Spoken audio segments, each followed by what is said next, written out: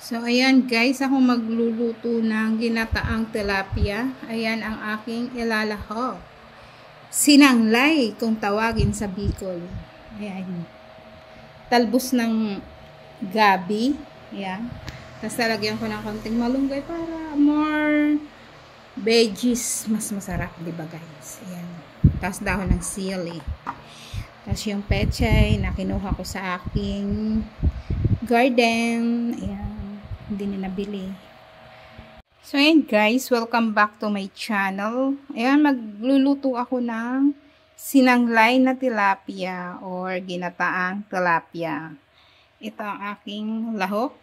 Ayan, lalagyan na natin ang kamyas.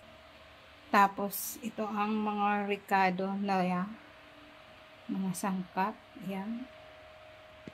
Ang tanglad. Tapos, luya,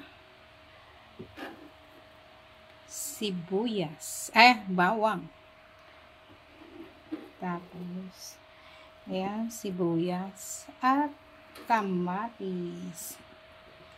Ayan. So, ayan na guys, ang mga inilalahok. Hindi ko na siya babalutin. Ayan. Isasabay-sabay ko na yan. Tapos, itong bintalbos ng gabi. Ayan. Lagay na natin.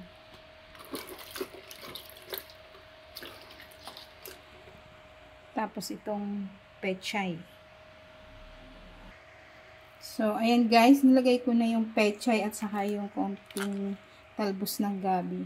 Yung isda ko, 3 peraso lang yan. Tapos, ayan, dahon ng sili at saka malunggay. More gulay. Ayan. At sabay-sabayan na natin kasi madali lang naman itong lutuin. Pag kumulo na yung gata, ay okay na yun. Ayan. So, ayan guys. Pinagsabay-sabay ko na yan. At ang ating gata ay frozen. Tapos nilagyan ko lang ng konting kokomama. Yan, antayin na lang natin na kumulo. So, ayan guys, ayan na ang ating ginataang tilapia.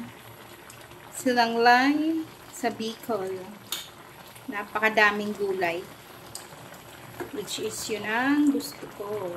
At 3 peraso lang yung 3 gayat na tilapia. Natira ko lang yan nung minsan. Ayan.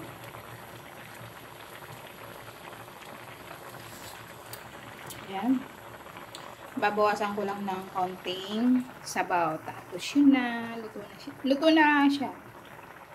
Pagmamantikain ko lang ng konti.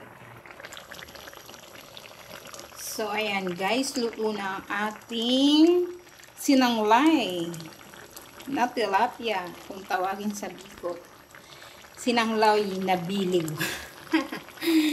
Yun lamang. Thank you. Bye-bye.